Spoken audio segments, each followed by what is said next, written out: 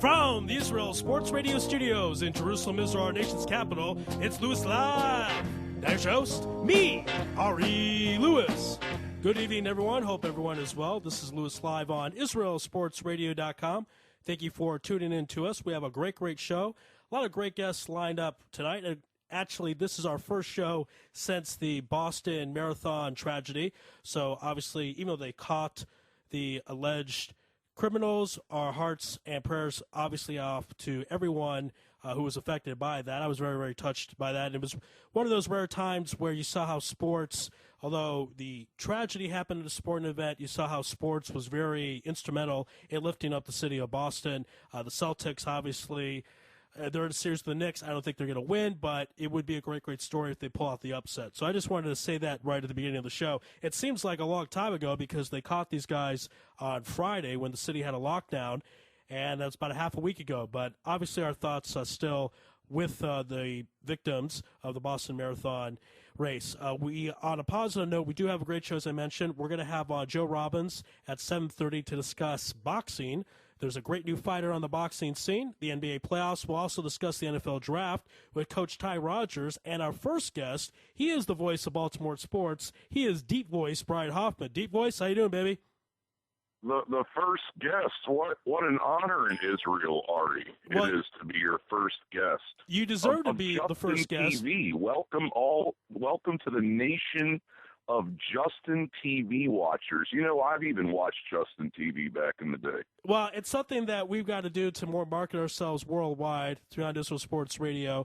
And Justin TV, all the fans out there, this is our second broadcast, so we hope everyone is enjoying the broadcast on Justin TV. And Deep Voice, no pressure that you're like the first guest. You're going to be able to handle it, right? Oh, it's great. I mean, I was on Justin TV back in the day to watch, weird hockey playoff matches while I was in Israel. Lots of interesting things you can access off of that web page, and I am excited for this. I am excited for Baltimore Orioles baseball, but the amazing thing is people really, it's not even to most people out there, NBA playoffs, baseball, It's the NFL. I know. The NFL draft, baby, tomorrow night. Let's ask this first question that's been on my mind because of the four American major sports, I don't know if you call hockey a major American sport anymore, but if you consider it the fourth American sport, there's three sports that has play taking place on the field or on the ice rink. One does not have play this week, yet is the most talked about of the four sports. That's the dominance of the NFL. That's the marketing genius of the NFL. Roger, whoever you want to give the credit to, I don't know. Whatever you want to say.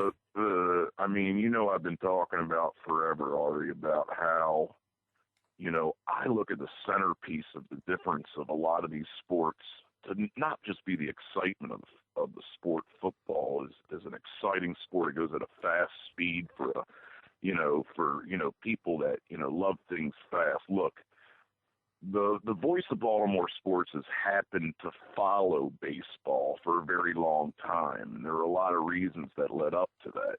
As a person that was actually originally born in Los Angeles, sort of kind of grew up with that Dodger blue.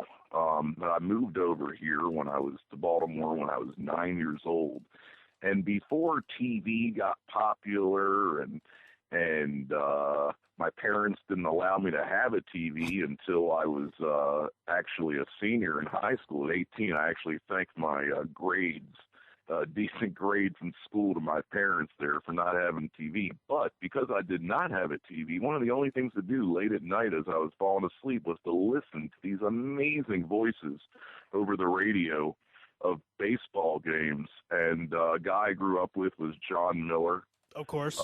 Who did got Sunday more night famous baseball there and for ESPN, but he was the voice of the Orioles for many reasons. And that's one of the reasons why a lot of Baltimore people have kind of become disinterested in baseball, is because unfortunately John Miller was let go by our owner, Peter Angelos, went over to be the voice of the San Francisco Giants. And how can people are saying, how can arguably the best voice, right now in our sport as far as, Ari, and how we can, appreciate artistic talent like that in sports. I feel like sports broadcasters, radio specifically, those are the people I look up the most to. Because imagine baseball, a sport that's so slow. We're talking again here about the pros and cons, what makes football exciting. But again, I got to kind of tip my hat to these baseball announcers, because they can take what many people feel is a much more boring game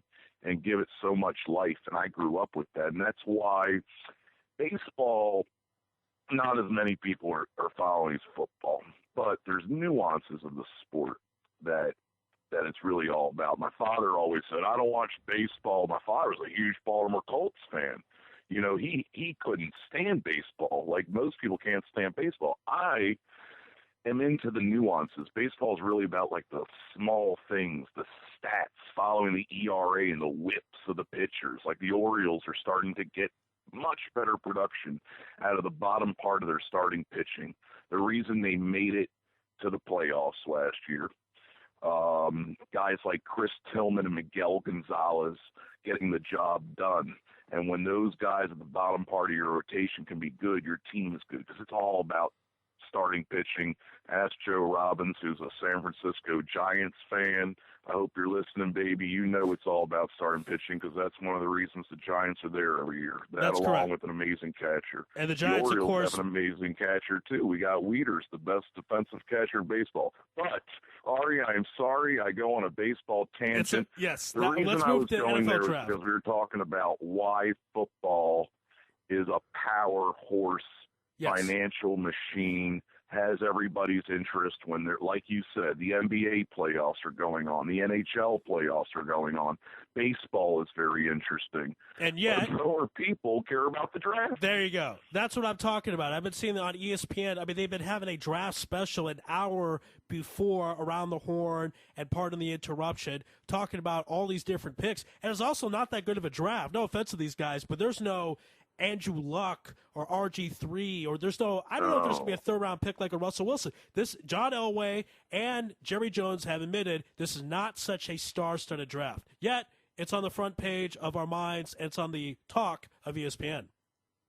And even though it's not a star-studded draft, especially in the area of quarterbacks, how amazing I think it is this year that guys like Matt Barkley and Geno Smith, who, to the voice of Baltimore sports, would seem to be like guys that would get drafted in the 5th and 6th rounds, if at all, are guys that are going to get picked very possibly by teams in the top 15. Yeah. I would not be surprised if teams that are quarterback starved, I actually like the move that you guys made. I thought you guys were going to go at the Arizona Cardinals. We're going to go after Geno Smith or Matt Barkley. I don't think it should happen anymore. I still think that could be a pick they make, because you can't 100% trust Carson Palmer right now. I think, hold on, I want to interrupt you there, Deep Voice. Carson Palmer was good at Cincinnati, but he wasn't motivated because he thought his team was terrible. And I think if he has Larry Fitzgerald, who next to Megatron is either 1 or 1A in the greatest receiver category in the NFL, he's going to have a threat. He's got to have someone to throw to. He has a tough division. Don't get me wrong, 49ers and the Seahawks involved. But nevertheless, Carson's going to be motivated. I expect big things out of Palmer this season. No doubt. I mean, the upside there, you're talking about just a few years ago removed from, one of the elite quarterbacks in the NFL. That's right. Heisman winner also. Nobody wants to play in Cincinnati. What, pardon my French, crap hole of football. The state of Ohio, Ari. The reason why the AFC North right now is the Ravens division to lose. And the reason why that is because every season, Cincinnati Bengals and the Cleveland Browns keep you scratching your head as to what the hell they're doing. Cincinnati sits there with a team that's a perennial wild card caliber playoff contender who doesn't make it deep into the playoffs. They have $20 million of cap space teams, of course, that's one of the things that makes football so great, is that you have to have a floor and a cap. And although there's not as much of a disparity as in baseball, you still have these question mark teams and owners like those of the Cincinnati Bengals who sit around every year with $15 to $20 million of cap spaces. That fair to their fans. I am proud to be a fan of the Super Bowl 47 winning Baltimore Ravens. But aside from that, it has an owner that goes out like Pittsburgh does, although they have no offensive line does, like I'm sure Arizona does to more of an extent, and they go up to the most they can as far as their salary cap is concerned. Imagine if Cincinnati had 2 or 3 splash players. Imagine if they went out and got Elvis Dumervil. Pass rusher. All right, Deep Voice, let's go to your pick, the Ravens pick, 32nd pick in the first round, and the experts are saying that you're going after Watson. He was an offensive tackle. I think the needs, I mean, even this mock draft list says the needs of the Ravens are extremely bountiful, if you want to say. They need a safety. They need an inside linebacker. They need an offensive tackle. They need a wide receiver. Are you comfortable with them trying to fill the offensive tackle need to get protection to Joe Flacco before trying to fill an Ed Reed shoes, trying to fill Ray Lewis shoes? I don't know if you could do that. But hear what I'm saying. Are you happy with, as a Ravens fan, of them going after Watson with the 32nd pick? I hear what you're saying. That is a great question, and it ties into something I wanted to cover with you today, Ari.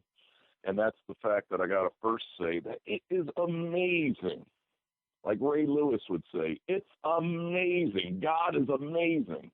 But it is amazing that people have absolutely zero respect for the Baltimore Ravens right now. The defending Super Bowl champions, they look, well, first of all, let me explain a psychological idea that happens out there for everybody, and I'm a part of it sometimes.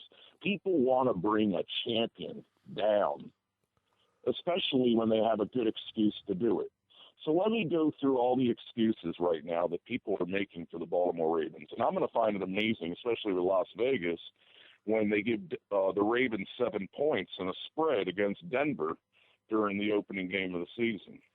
And I'm gonna look personally, I'm just giving a little hint to people out there, even though this is not a betting show, that it's just amazing how the Ravens got 9.5 points in Denver in the AFC divisional, 9.5 points in New England.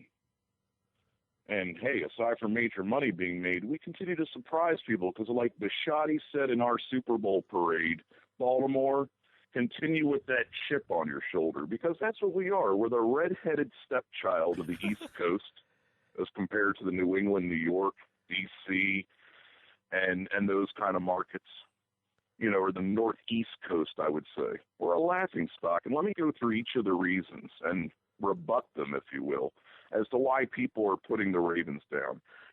Number one, losing Anquan Bolden. Anquan Bolden, no doubt, was an amazing player, helped Joe Flacco tremendously. But the reason the NFL is so great is because we have this thin tightrope we have to walk with the salary cap. And Bolden was due $7.5 million that was going to go against the cap.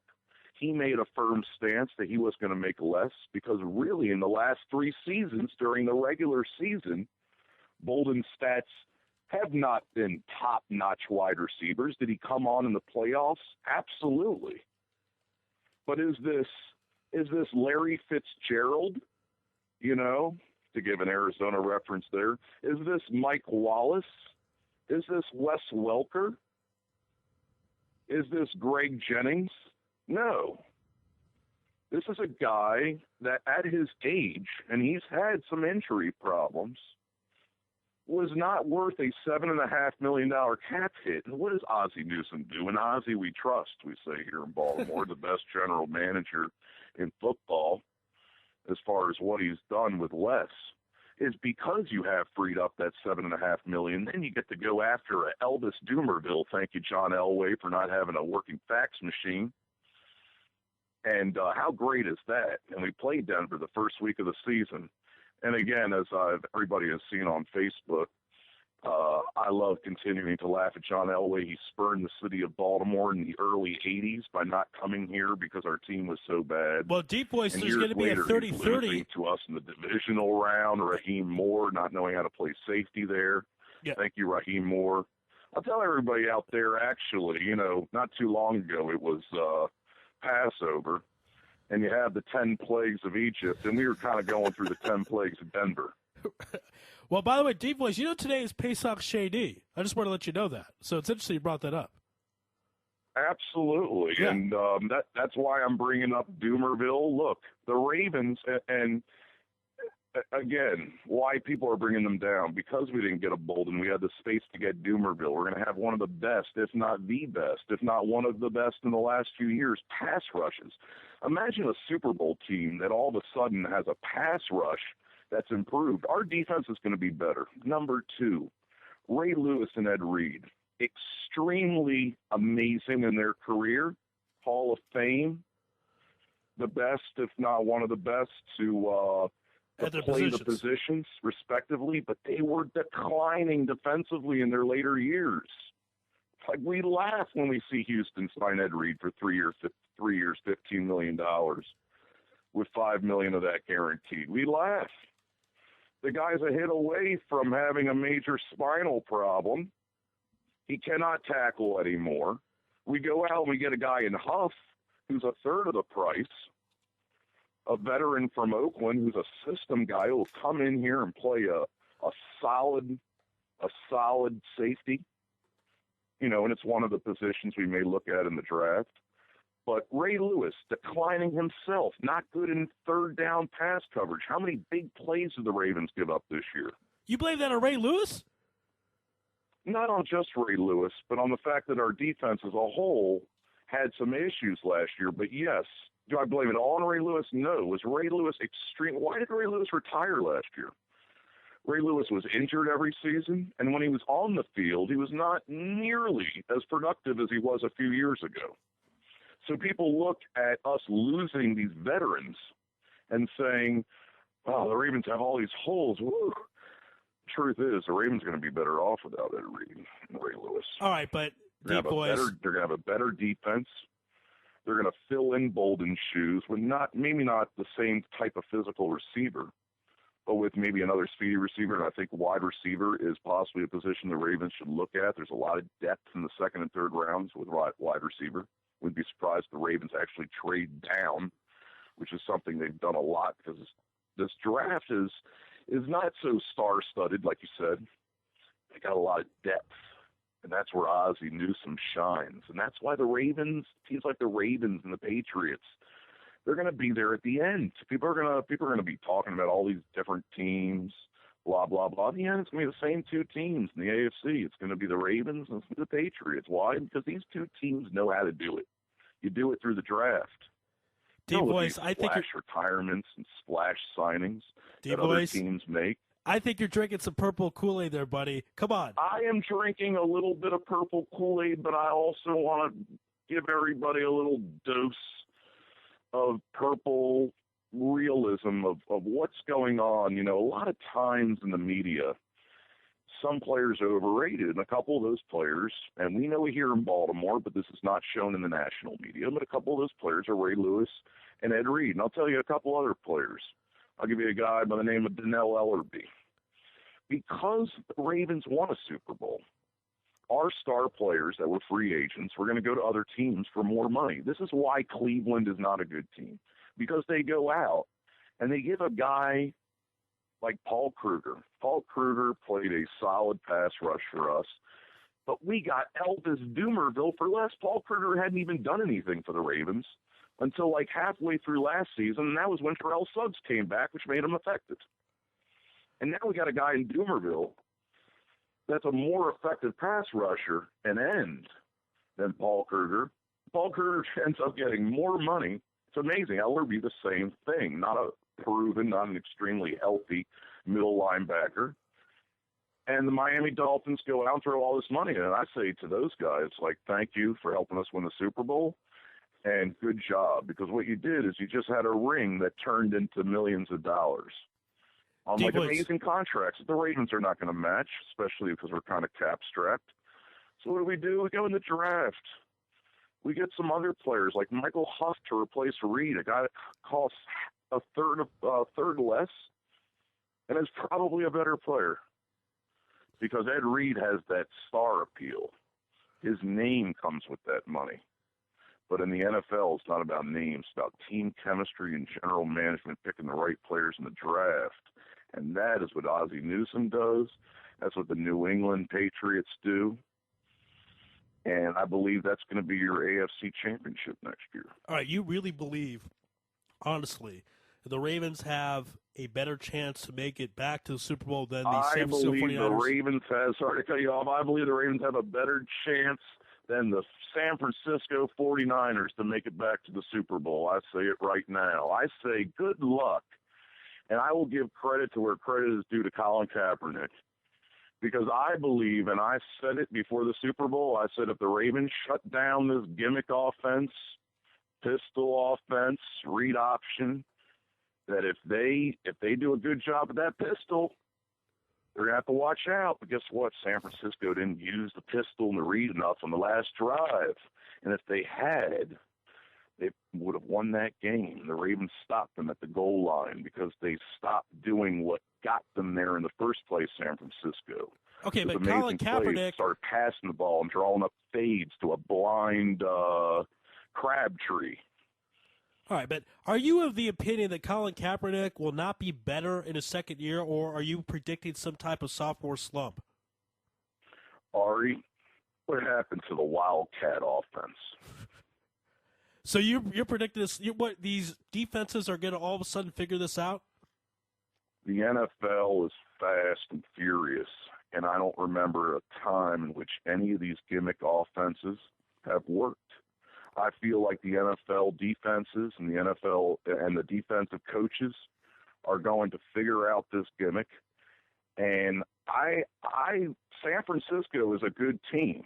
Kaepernick is a better quarterback than Alex Smith. But I believe that for Kaepernick to be successful, he is going to have to be a pocket passer. And I believe the same thing with Russell Wilson. I believe the same thing with RG3.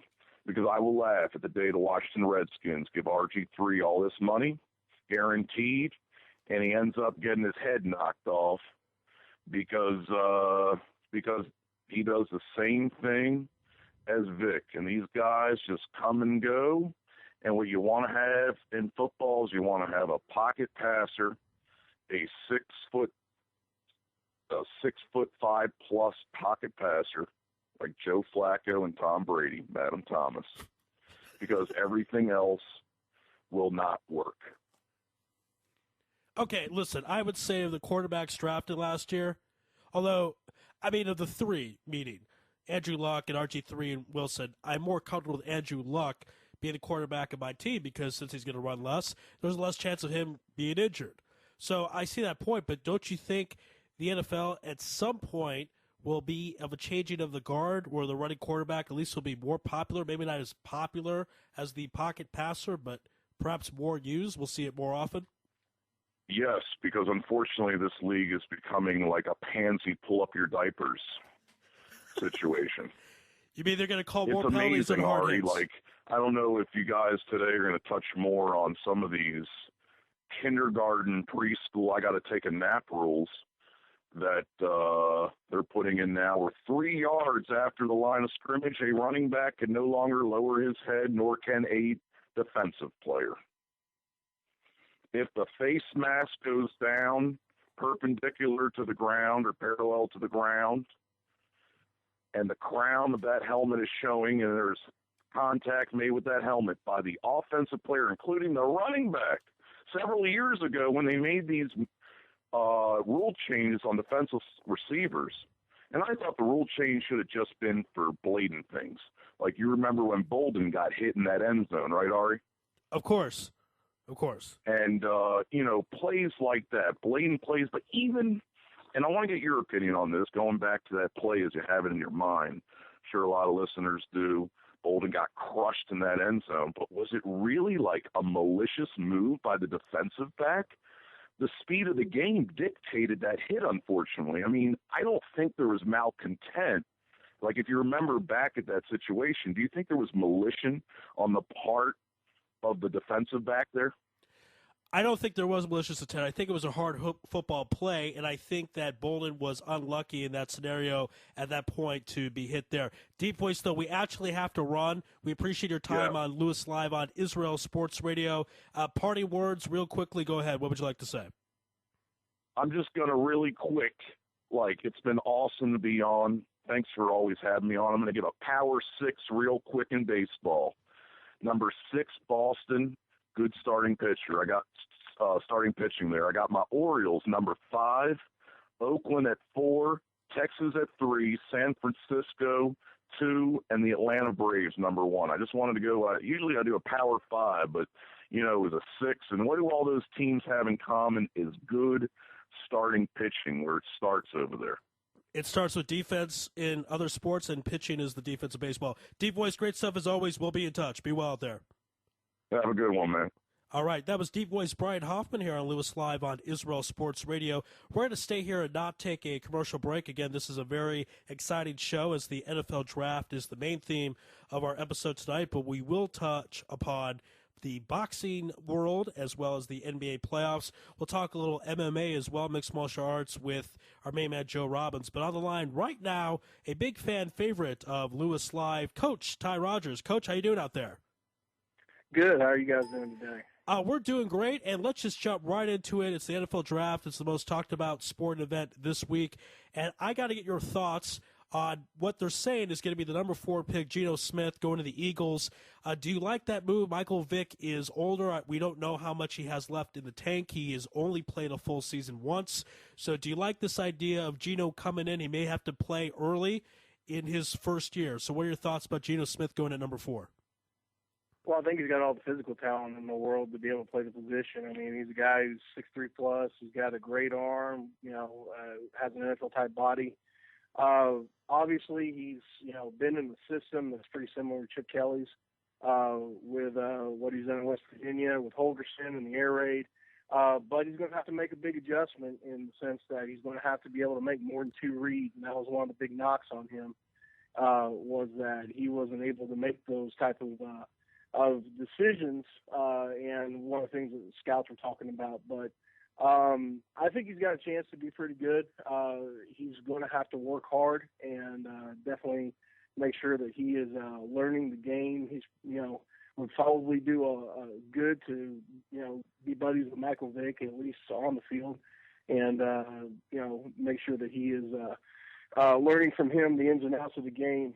But he might be a good fit. Of course, one of the big questions is that offense going to be able to work in the NFL? And if it's not so well for the Eagles as far as their offensive scheme, then he may really struggle. One thing, though, the Eagles have an advantage in this draft over other coaches. They have Chip Kelly, who just came out of college. He knows these college players very well. He probably knows the best guy to draft at that spot. We'll see. Obviously, time will tell with Geno if he's able to compete at the NFL level. Obviously, he has all the physical tools, as you mentioned. Let's go to the middle of the first round. Jets do an interesting decision by trading Darrelle Revis before the draft, not holding on to him, but they get the 13th pick via Tampa Bay, and most experts say they're going after Desmond Trufant, who's also quarterback. The Jets certainly are going to need one after getting rid of Darrelle Revis. I don't expect him to be as good as Darrelle Revis, especially first year, but what do you like from Desmond going in? If he does go to the Jets, what do you expect out of him?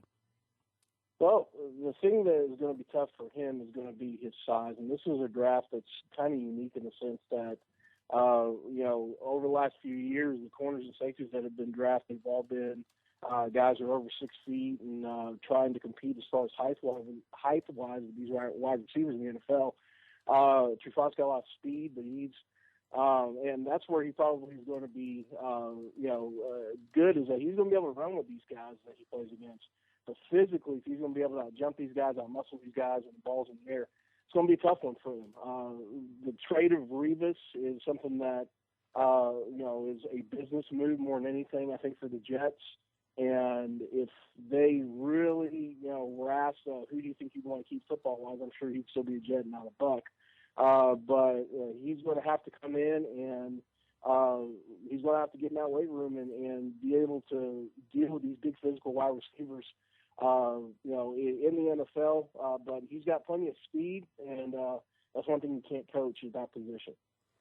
There's no doubt about that. And again, same situation as Gino. Some of the physical tools. And again, you said a little bit smaller, but he can get it done. And some things, again, will he be able to go to his coach and listen to his coach with certain instructions and play in New York? It's a whole different world than being in college in Washington. Let's go to the 14th pick right after the Jets pick. The Panthers, 7-9 season. I don't know if people expected more out of them. Some people had them in the playoffs. Some people didn't. They have Sheldon Richard out of Missouri at that pick. Most experts there, defensive tackle. Panthers need a little bit of everything. They need an offensive tackle, they need a wide receiver, they need a quarterback. They're going to go for the defensive tackle according to most mock drafts. Do you like this move from Carolina to pick Sheldon Richardson at number 14? I like any of the moves that guys are making in the first round when it comes to offensive and defensive linemen. This draft is full of them, guys who are going to play immediately. I think Carolina is going to do a good job with having some of these guys in the middle, because one of the things that they had a hard time doing last year is stopping the run. And so I think it's a good move for them. I think they're going to get a guy who's got good quickness, good strength, has shown to be a playmaker at that position. And in that 4-3 scheme that they run, I think he's going to be probably a 3-technique guy. And that's a big thing. Having that cog in the middle will give you an opportunity for your linebackers to be able to run around and make plays. So I think they're doing a good thing in taking him. And I think that one of the biggest things is in the first round that is going to be interesting is how many of these offensive and defensive linemen are taken, because as far as positions go, those are the places where this draft is deep, as opposed to other positions like quarterback, where this may be one of the worst drafts in 3 or 4 years when it comes to that type of thing, skill positions. Yeah, there's no doubt about that. We're not going to see again RG3 or Andrew Luck or Russell Wilson in the third round. I doubt it, most likely. Let's go to a team close to your heart, obviously, Dallas Cowboys, the 18th pick. One win away from going to the postseason. They lose to the Washington Redskins on the last day of the season, and the experts have them picking Kenny Vaccaro, safety out of Texas. And I've seen some interviews with this guy. He seems like a likable guy. But as a Cowboys fan, would you want the boys to select an offensive player to help back up Tony Romo and that huge contract they signed him over the offseason? I think Dallas has got a lot more needs than drafting a backup for Tony Romo. And obviously safety is one of those needs. But I don't think they're going to take Vaccaro in that pick. I think that they're going to trade back. Rick Goss on Dallas Morning News has been quoted this morning, stories from Jerry Jones saying that it's very likely they're going to move back in the draft and still get the offensive and defensive linemen that they're looking at. So I think that's what's going to happen. If they do take Vaccaro, I think he would be an upgrade as far as just speed-wise to the secondary. One thing about the secondary of Dallas this last year was just they were god-awful at being outrun by receivers. So, it's one of those things that it would be very helpful for them to get somebody like that back there. But they've got if they want to protect that big investment they just signed, they've got to get some guys up front who can keep him off of his back. And so I expect Dallas to trade down and to draft the offensive lineman probably first part of the second round. All right, let's go to the 24th pick, the Colts. Experts have them picking Justin Pugh, the offensive tackle out of Syracuse. And I guess the idea, you want to give some protection to Andrew Luck. Excuse me, Colts had a good season, made it to the postseason, and before losing to the Ravens, who went on to the Super Bowl, obviously. So good year for the Colts, good rookie year for Andrew Luck. Do you like the idea of giving Luck some protection with the pick at 24? I think that's probably a pretty good idea for the Colts. I think they've got some guys on offense on the outside that give Luck a chance to have another good season. I think defensively they're one of the more underrated teams in the NFL. The better that they can get with young offensive linemen who will give him an opportunity to do what he does, and Luck, I think will be one of the top quarterbacks in the NFL this year overall. I mean, I know he had a great rookie year. I think he'll be better this year.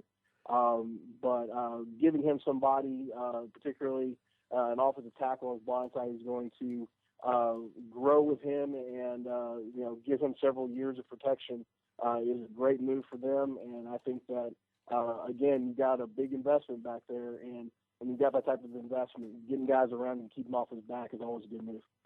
All right, let's go to an interesting pick because the Vikings have 2 picks in the first round. The 25th pick, the second in the first round, is via Seattle. and the experts have them taking Manti Te'o, who was second in the Heisman voting, the farthest a defensive player has gotten in the Heisman voting. Obviously, there was the whole scandal, if you will, his online girlfriend, if he made it up or she wasn't real or all this different kind of stuff. But at the end of the day, the guy can play football. They have him still going in the first round. Vikings had a 2,000-yard rusher in Adrian Peterson, got to the postseason, and they certainly need to fill a defensive need as well. Do you like Manti Te'o going at 25 to the Vikings? I think that he will go 25 to the Vikings. Ari, that's definitely he's definitely first round talent, despite of everything else. And looking at draft experts, Mel Kiper, Todd McShay, both have him going to the Vikings. I think it's pretty safe to say that he will be drafted in that late part of the first round. The Vikings seem like the best fit because of the situation with them having 2 picks right there. Now, the Vikings also need help on the outside. Adrian Peterson had a tremendous season, but they definitely need some guys who can stretch the field and take a little bit of the burden off him to give them more balanced offense and give Christian Ponder some people to throw to. So if they don't take Te'o, I think that they'll take a wide receiver or tight end in that situation. But I think that he's the most likely pick for them.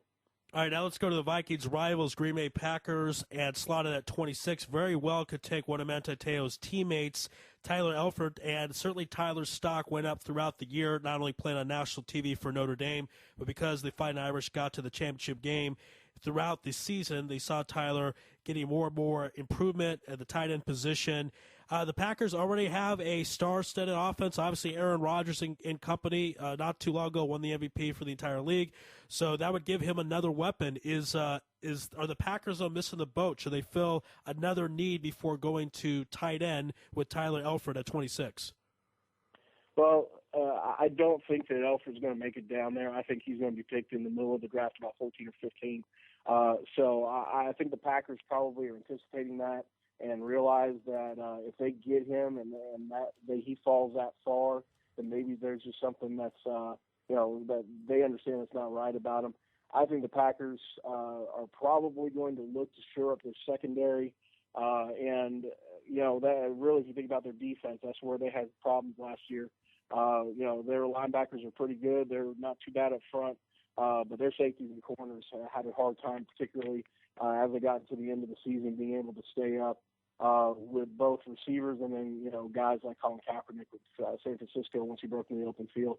So I think that's a more pressing need, and I think that Eford's not going to be around when they draft the late part of the first round.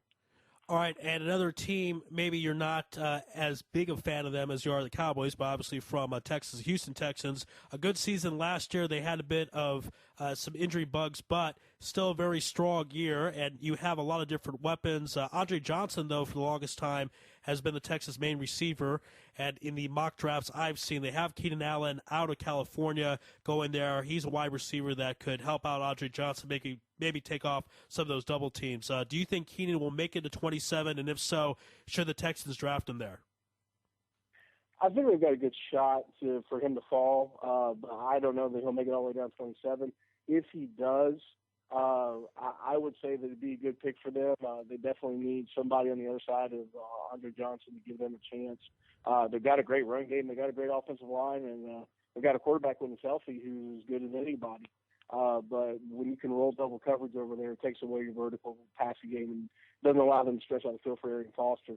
So if he falls that far, I think that would be a good pick for them. I think a more realistic pick is that they're probably going to be looking at somebody like Justin Hunter out of Tennessee. I think that he would do a good job also of giving some balance over there. But if he falls that far, they'd be if they don't take him, it'd be because they've got some other pressing need that maybe we don't know about. But wide receiver is definitely a position they've got to have. All right, and obviously got to ask you about the number one pick. The Chiefs have it, and everyone's saying they're picking Luke. Any chance there's some midnight negotiation we don't know about, like the year 2006 when Mario Williams went number one, when everyone thought Reggie Bush was going number one? Is there any chance Luke's not picked number one? And what type of career do you envision for a guy that played a great offensive tackle for Johnny Football, helped Johnny Football get the Heisman, good season for Texas A&M? So talk about what you see out of Luke, and do you at the end of the day think he's going number one to the Chiefs? Well, I think by far Luke Joe was the best pick in the draft. He's a Texas kid, came out of Arlington High School. I've had a chance to kind of just watch him, and obviously he did great things at A&M. I don't see anybody not picking him first. If they do, it'll be because they pick Eric Fisher, who will probably go right after him. And the reason being, Jokel's by far the most polished of those two guys, probably best technique, probably the best strength, but Fisher's more of an athlete. And if you look at his time in the 40, if you look at his time in the shuttle, he's just a little bit quicker. He's got a little bit more upside as far as potential. But I mean, Jokel is one of the best offensive linemen. At worst, he will be a starting tackle for whatever team takes him, whether it's Kansas City or otherwise, for several years. So I would think Jokel's going to be the first pick. I think Kansas City will keep that pick and take him. If not, look for Eric Fisher to be the first pick, and that would be because somebody traded up and just thought that he's a little bit more of an athlete. And, of course, in the NFL, numbers are a big deal. All right, last question, Coach. We'll leave you with this. Last year, we saw Russell Wilson go in the third round. He slipped down there, had a great season. This is not so much of a star-studded draft. John Elway, Jerry Jones, they all tend to admit. But is there some guy out there you believe that the public is not keeping their eyes on? The scouts have missed them. Teams are going to let him slip, and there'll be some star in the third round this draft in 2013. I think that there are a couple of, ironically, quarterbacks that, even though they won't be picked in the first round, that they might have very successful NFL careers. And those two guys are Matt Barkley out of USC. I think that of the quarterbacks that have come out from USC in the last few years, I think he's the best overall guy. And I know that there have been people in front of him, obviously, the Matt Lyons of the world, who have not done well in the NFL. But I think that he will make the transition, and I think that he's going to be better than expected. The other quarterback is E.J. Manuel out of Florida State. He's a great athlete, was in a pro-style system there at Florida State, and somebody's going to pick him up in the second or third round, and he might develop into a guy that we look like, particularly in a read option offense, like Washington runs and like San Francisco runs, that will very possibly be a guy who's an impact player in the NFL. And, whoever ends up picking him up in that round may have gotten the steal of the draft. I also think Barkley will have a bit of a chip on his shoulder because people have not noticed him and paid attention as much. He probably thinks he's deserving as a USC quarterback, and he came out recently with some quotes saying he wished he would have had a different type of career at USC, would have been more vocal. So I agree with you there. I expect a lot of things out of Matt Barkley. Coach, pleasure as always. This is always so much fun to talk to you about the NFL draft and football in general. We hope everything's going well for you in the United States, and we will certainly be in touch. Thank you for being on Louis Live on IsraelSportsRadio.com. Thank you very much, Ari. It's always good to be with you guys. All right. Be well there, Coach. Thanks. All right, Coach Ty Rogers here on Louis Live on Israel Sports Radio. You heard the man. He gets the NFL in detail and is going through all these different picks and says by far Luke is the best pick in the draft. Many times in the NFL draft, you have a bust at number one. You could go through Jamarcus Russell. Ryan Leaf was a number one pick, but he was a number two pick. He was a bust. Kajana Carter was a bust, 1995 out of Penn. If you take a look at it, I don't want to say 50-50, but it feels maybe 70 to 30, 30% chance that there would be a bust at number one. So, time will tell. How do they react? You go from playing in college in front of your friends, your family, a place you grew up in, a place you chose to go to, and all of a sudden you're thrown in a professional rank system where you're playing a game for millions of dollars. Look, let's not kid ourselves. In college, they're getting paid something, but it's not millions of dollars. It's a whole different realm, and everyone's going to adapt differently. Everybody does adapt differently. As you see, Peyton Manning, Hall of Fame quarterback, the guy picked right under him, blew up, was not able to handle himself whatsoever, and one of the worst busts in NFL history. I believe he is in prison. He committed crimes when he should have been on the field playing at a high level. Before we go to commercial break, I just wanted to take some time to thank a couple of interns we have. Of course, Doreen Abergel has been working with us for a few weeks now. She's a big part of our social media force, and she's been basically taking our YouTube videos, our Twitter feeds, our Facebook groups, and putting it out to the world so more and more people will talk about Israel Sports Radio, which is something that could be done. And, of course, want to welcome Tatiana Kaplan, who's in studio right now. Tatiana is going to join the team in a few days, so she'll be part of the force as well to take Israel Sports Radio to another level. We're going to take a commercial break. My thoughts, again, on the Boston Marathon and other things going on in sports after this. This is Louis Live on IsraelSportsRadio.com, and we'll be back after a word from our sponsor. You're tuned in to the only all-sports talk network in the Middle East, IsraelSportsRadio.com. Hey folks, Kagan here. As you know, I'm always staying on top of the fitness world, keeping up with current trends.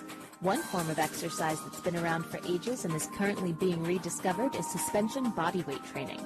So if you're looking for a way to get in shape, improve your health, and train your body to move in new ways, then the X1 by Israel Gym Systems is for you. Find out more on our website at www.israelgym.com or look for our page on Facebook, Israel Gym Systems X1. Israel Gym X1. Higia Hazman.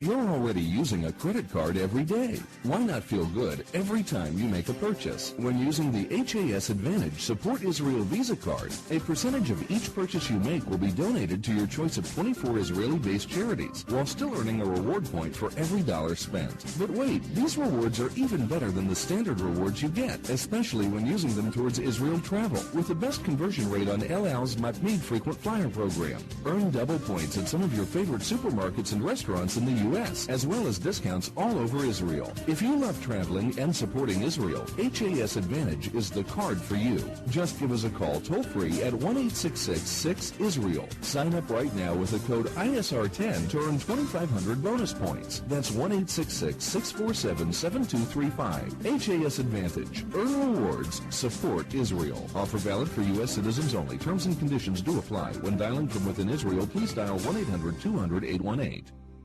Israel Sports Dynamics specializes in football consulting, equipment, uniforms, and more. Great brands such as Nike, Russell Athletics, Schutt Sports Products, and many more. Just one call away. With over 30 years coaching experience with university and professional athletes, Terry Hill, owner of ISD, can advise you for all your sports needs. Call 054-581-3248. That's 054-581-3248, or visit our website at www.isdisrael.com. If that's not easy enough, click on the ISD banner on the Israel Sports Radio website and be part of the game. Are you tired of paying for expensive gym memberships that you don't use? Are you frustrated by not seeing results? It's time for the X1. Israel Gym Systems is proud to launch the X1 suspension and bodyweight training system. Lose weight, build muscle, improve balance, coordination, and flexibility. With your purchase of the X1, you'll receive a free membership to IsraelGym.com and access to our archives of videos and exercise plans. Sign up today at www.IsraelGym.com and get ready for the new you. Israel Gym X1. Higia Hazman. Broadcasting live from Israel. IsraelSportsRadio.com. Back here on Louis Live on Israel Sports Radio. Of course, our thanks to Coach Ty Rogers for coming on the program and breaking down the NFL draft. Before we bring on Joe Robbins in a few minutes, just wanted to give my personal thoughts on the Boston Marathon tragedy, because I had a lot of different emotions and thoughts when I heard the news. At the beginning, to be honest with you, when I heard the amount of injuries, it was approximately over 170 people, and there were 3 fatalities. It, for some reason, I don't know why, didn't strike me as much, because there was comparisons to September 11th because it was a terrorist incident, and I thought, well, September 11th had over 3,000 people who died, so I didn't understand the comparison, and I was a bit cold to it, rightly or wrongly. I should say wrongly, because it's not really good to be cold to these type of things. But in the nighttime, it happened. I found out about this more on Tuesday night of last week. And when it happened, and they were showing on ESPN, believe it or not, all the different news, they showed one of the victims who died, a little boy named Martin, an 8-year-old boy, and they showed him in his Boston Bruins jersey, big sports fan and a fan of hockey. And I have to tell you, I mean, I sobbed, I wept and cried, because that's when it really hit home for me, that this is not just some number written down somewhere. This is a little boy who passed away, who was murdered by two evil terrorists, and his father had to release a statement saying something to the effect of, "We thank you for our prayers, and we'll try to put everything together." And basically the thinking that this father has to go the rest of his life without a son. So the thoughts were very emotional, and now we're in a position where we've caught, allegedly, one of the terrorists. Allegedly, the other terrorist was killed. It's two brothers. The older brother in his late 20s was killed by police officials in Boston. The 19-year-old was injured and then captured. And Boston was on a lockdown. They apparently, I was told, statistically, it cost Boston about $1 billion to shut down. I would have to double-check those numbers, but that is my understanding. In any case, whether it costs them to shut down the city, there's now a suspect in custody. He's 19 years old. And I have a feeling, knowing how things work in society, that people are going to ask for some type of mercy because he is only 19. And he did do a lot of immature things. Even though he was on the run, I believe through Twitter, he was talking about how he still hadn't been caught yet and kind of making fun of the situation. Aaron Cohen, a former guest on Louis Live, who is an author of a great book called Brotherhood of Warriors, talked about on the Today Show that 19-year-olds, even if they're terrorists, tend to act like 19-year-olds. And this was no different. So because of the immaturity and because of the age, there will be some feeling out there to show mercy. And I have to say, we must not do that. We must think of justice. We must think of the proper thing to do. Because even though this guy, this terrorist, is only 19 years old, there is an 8-year-old now who is in a grave. And I use those words, that imagery, on purpose to show that to you, that he is gone. And that happened because of this 19-year-old. And I'm not really interested in his political agenda or whatever reasons he did this. I don't really care. What I care about is that he's prosecuted to the fullest extent of the law. I believe Boston does not have the death penalty. I will have to double check on that. If they do, they must give him the death penalty. If not, then they must give him life in prison. And I don't want to hear anything of he has some type of mental issues or insanity or anything like that. They must give him the most harshest sentence they can. And I hope in prison he is abused and treated very, very badly because of what he did. So people must not have short-term memories now that he's been caught. Because before he was caught, people were more like me, and people were thinking, we must get this guy, and we must take care of him. Also, it'd be good to set an example for other terrorists that the United States will prosecute all terrorists to the fullest extent of the law. So just my thoughts on the matter. I usually don't go so political on Louis Live. I like to keep it light. I like to talk about sports. But this is our first show since that occurred, so I wanted to share my thoughts on that for you. We're going to take a commercial break, and on the other side, big fan of Louis Live. We're big fans of him. That is Joe Robbins. We'll talk about a big MMA fight coming up with Mr. Jones, his relationship in the legend of combat sports. Could he take Muhammad Ali in his prime? Could he take Mike Tyson in his prime? So we'll get that from Joe Robbins, also another boxer on the scene. And we'll talk about Guillermo Rigondeau's big win over Donaire that happened a week and a half ago. Rigondeau got to be at least top 5 among pound-for-pound boxers on planet Earth. So we're very happy about that. His friend Jonathan Butler, who's doing a documentary on Rigo, has been a big part of Louis Live ever since Louis Live began. So those things on the other side of this commercial break. This is Louis Live on IsraelSportsRadio.com. You're tuned in to the only all-sports talk network in the Middle East, IsraelSportsRadio.com. Hey folks, Kagan here. As you know, I'm always staying on top of the fitness world, keeping up with current trends. One form of exercise that's been around for ages and is currently being rediscovered is suspension bodyweight training. So if you're looking for a way to get in shape, improve your health, and train your body to move in new ways, then the X1 by Israel Gym Systems is for you. Find out more on our website at www.israelgym.com or look for our page on Facebook, Israel Gym Systems X1. Israel Gym X1, Higia Hazman. You're already using a credit card every day. Why not feel good every time you make a purchase? When using the HAS Advantage Support Israel Visa card, a percentage of each purchase you make will be donated to your choice of 24 Israeli-based charities, while still earning a reward point for every dollar spent. But wait, these rewards are even better than the standard rewards you get, especially when using them towards Israel travel, with the best conversion rate on El Al's Matmeed frequent flyer program. Earn double points at some of your favorite supermarkets and restaurants in the U.S., as well as discounts all over Israel. If you love traveling and supporting Israel, HAS Advantage is the card for you. Just give us a call toll-free at 1-866-6-ISRAEL. Sign up right now with the code ISR10 to earn 2,500 bonus points. That's 1-866-647-7235. HAS Advantage. Earn rewards. Support Israel. Offer valid for U.S. citizens only. Terms and conditions do apply. When dialing from within Israel, please dial 1-800-200-818.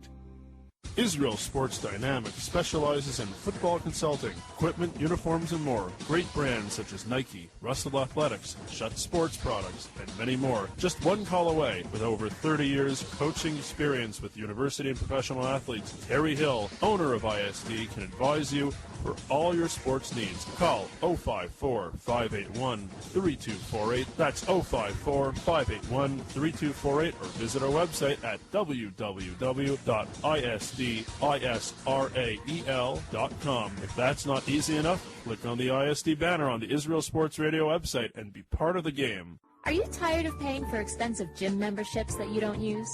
Are you frustrated by not seeing results? It's time for the X1. Israel Gym Systems is proud to launch the X1 suspension and bodyweight training system. Lose weight, build muscle, improve balance, coordination, and flexibility. With your purchase of the X1, you'll receive a free membership to IsraelGym.com and access to our archives of videos and exercise plans. Sign up today at www.israelgym.com and get ready for the new you. Israel Gym X1. Higia Hazman. Broadcasting live from Israel. IsraelSportsRadio.com. Back here on Louis Live on Israel Sports Radio. Had a great show. Hour number one in the books. Our first two guests, Deep Voice Brian Hoffman, the voice of Baltimore sports, who basically has his thoughts on the NFL supremacy, why the NFL is being discussed more than any other sport this week, even though there's no action on the field. And after the voice of Baltimore sports, we had on Coach Ty Rodgers. Ty Rodgers saying that Luke should go number one, and he likes Geno Smith at the fourth pick. I will be very intrigued how Michael Vick handles tutoring someone, that he has an understudy. Clearly, Geno is the guy for the future. If the Eagles pick him at that pick, he is obviously the quarterback for the future. Vick has one more season, maybe two. So Vick's going to be a bit of a teacher. How is he going to handle that? Is he going to be okay training someone to take his job? And it'll be a great test to see if Michael Vick has truly matured as he said as he has, as others have expected him to do so after the 2-year prison sentence for the dogfighting scandal. So we'll see. Time's going to tell. I think there'll be a little bit of resistance, but at the end of the day, I think Michael Vick will do it.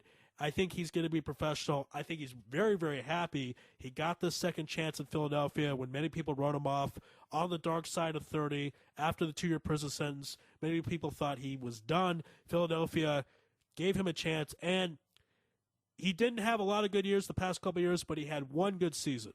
In particular, the 4-touchdown game of Monday Night Football. Many have said the greatest performance ever in the regular season. So at the end of the day, he got back a little bit. It won't be the same.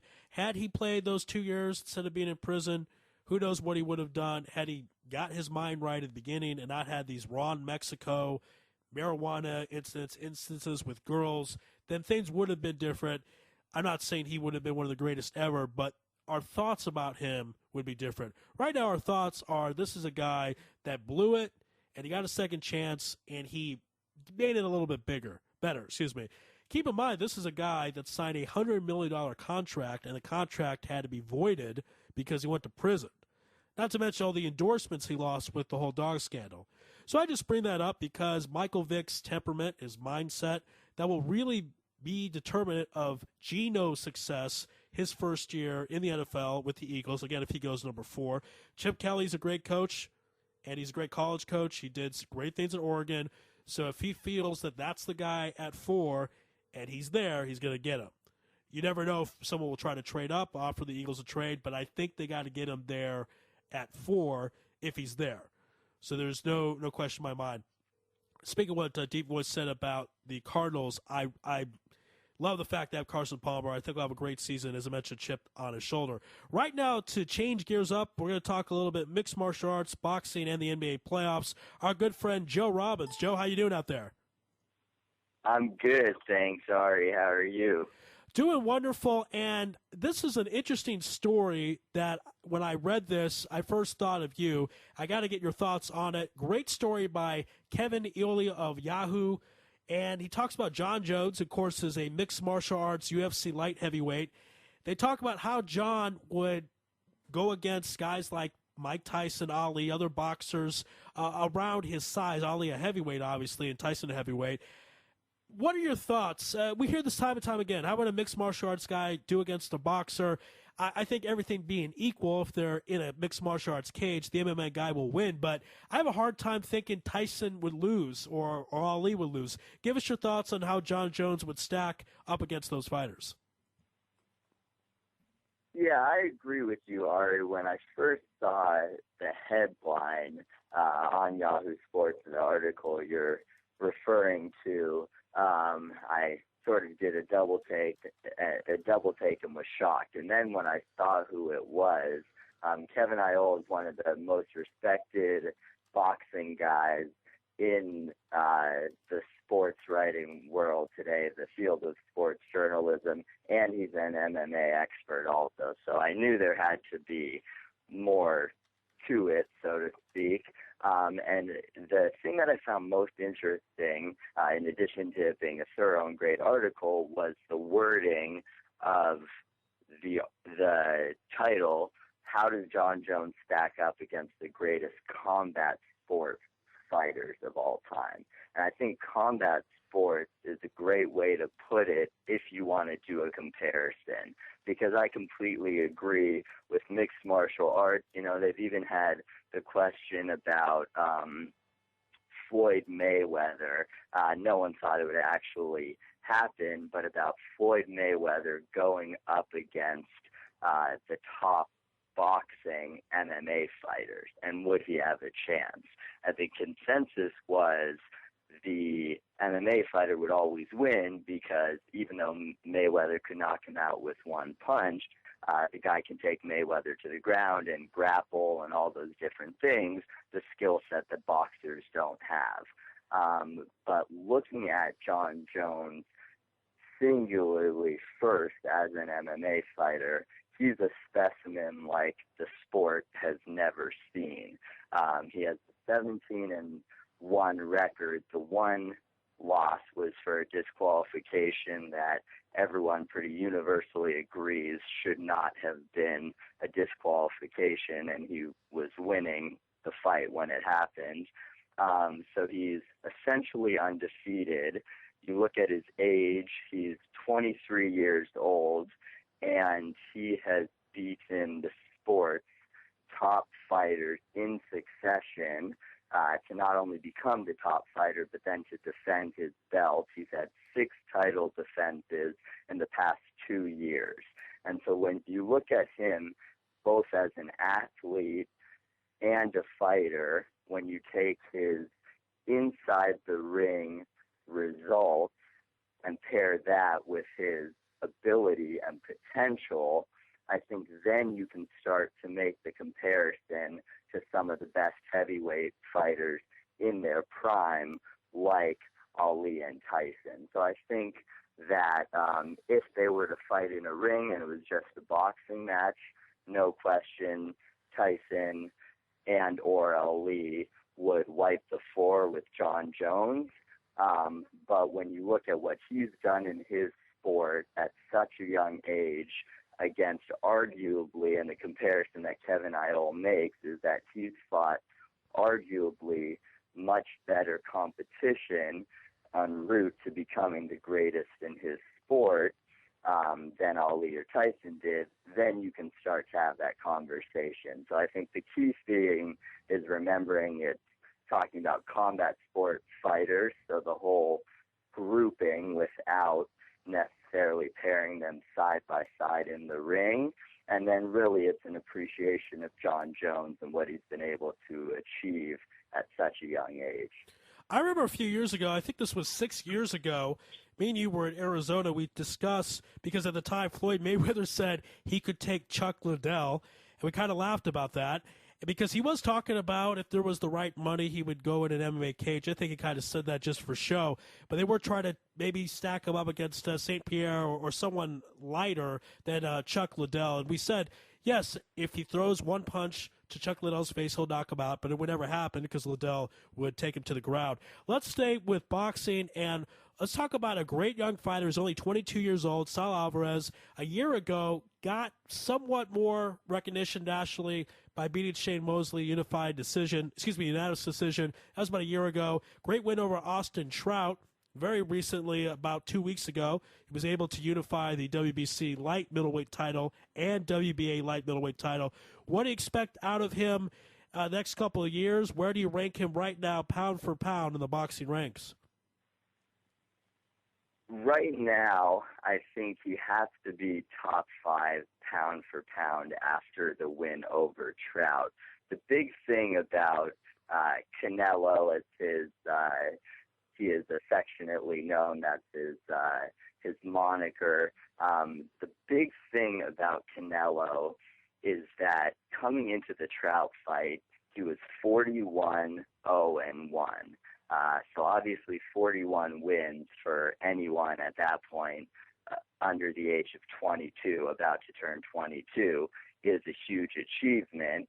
But as we know, you can't always just look at the numbers. And the problem was he had either fought fighters who weren't there yet, fighters who just weren't very good fighters, or on the other side of that three-part equation, fighters like Sugar Shane Mosley who were past their prime. So when he fought Mosley, it was on the undercard of last Cinco de Mayo's fight, the Mayweather-Cotto fight.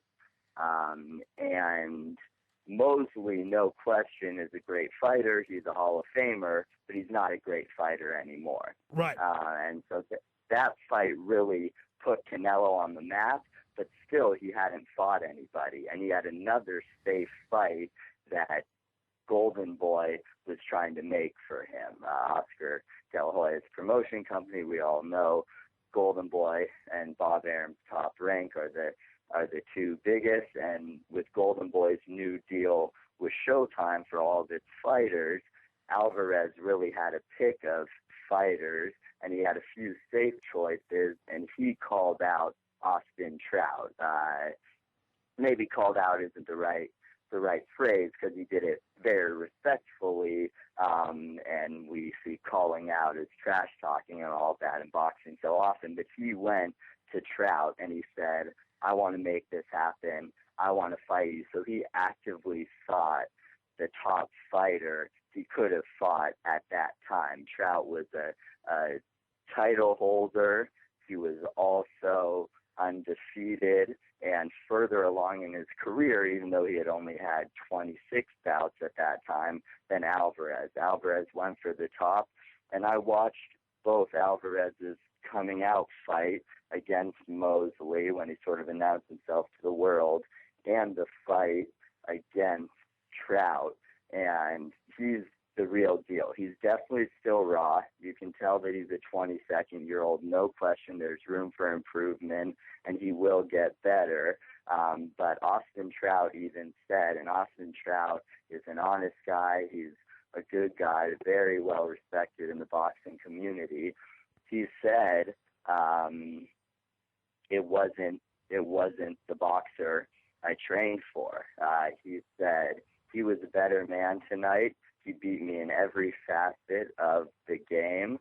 I trained for someone else, and everything that I did and went towards in my training, he switched it up. And that speaks to Canelo's improvisation. He has great movement. He can be defensive when he needs to, but really an offensive fighter. There were some conditioning problems in the fight.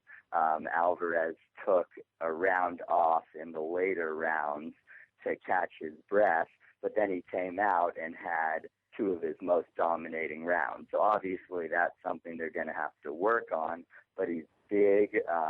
After the weigh-in, they say at fight time he bulks up to about 170 pounds, wow, which is huge for a 154-pound fighter. And obviously, as he's shown, he's fearless and wants to face the best. So I think he still needs to do more to cement that record, but beating Austin Trout by unanimous decision, no question, showed that he's the real deal, and he needs to be in conversation still after Andre Ward. Obviously, Floyd Mayweather #1, Andre Ward 2.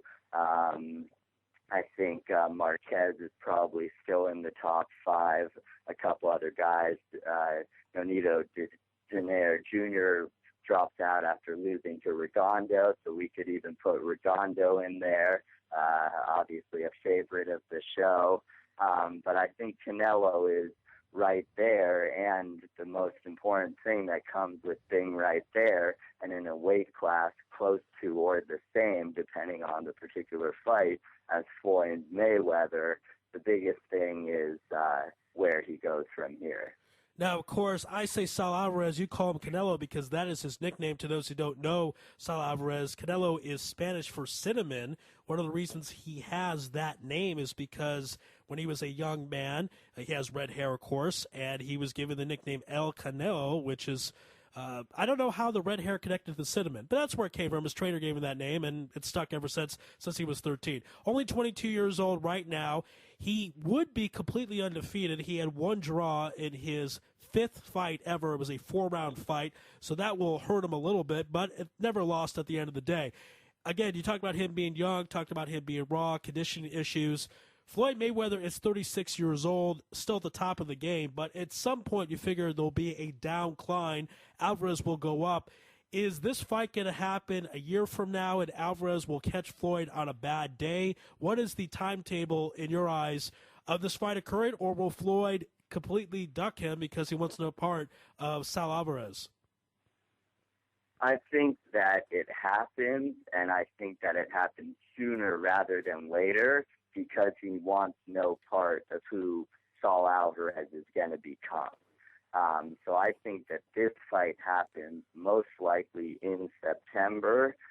We know that Floyd is fighting Guerrero coming up shortly, and I think that, and we know both fighters want to make a fight happen in September. Alvarez and Mayweather, interestingly enough, and maybe not so surprisingly, were in conversations before Alvarez booked this fight against Austin Trout.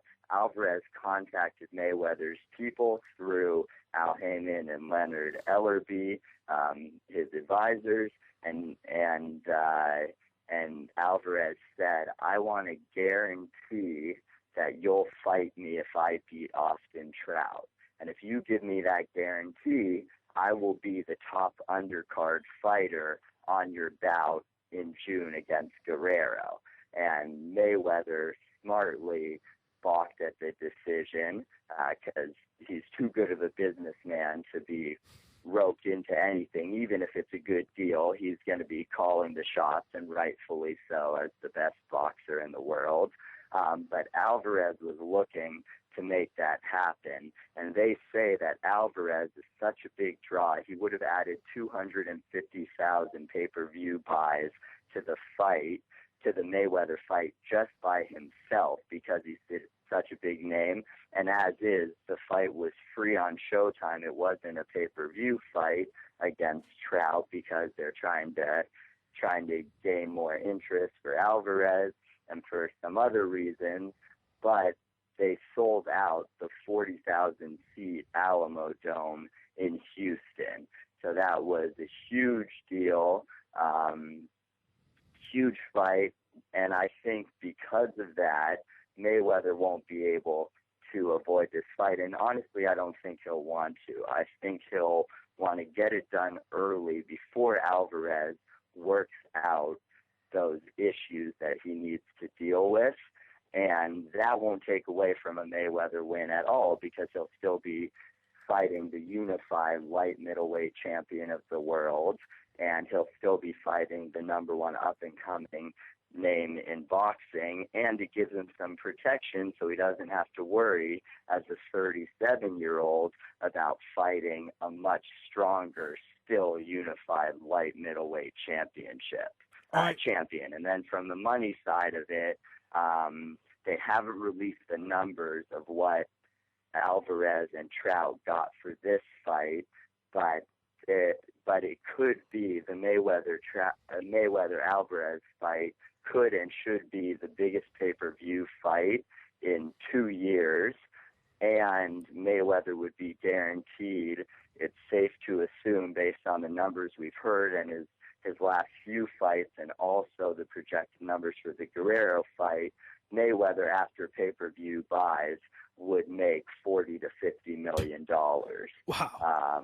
Which will be, which is incredible to even say, but it's realistic with his numbers, and that means that Alvarez, obviously Mayweather will get a better deal than Alvarez because he is Floyd Mayweather, but Alvarez should make seven figures also, at least $10 million, and if that happens, it's no question worth it for Alvarez to take the fight, because if he loses to the best pound-for-pound guy in the world, makes $10 million, and can still go and fight Cotto and some of these other safe fighters while he waits for someone else to come up. And if he wins, obviously, he's being Floyd Mayweather, and that goes without saying what comes with that and what it does for his legacy.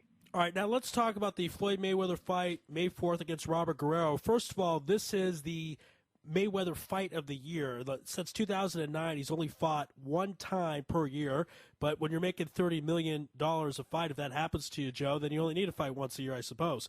So in any case, it's working out for Floyd. His opponent, though, Robert Guerrero, arrested for bringing a handgun on a plane in New York. Charges are pending.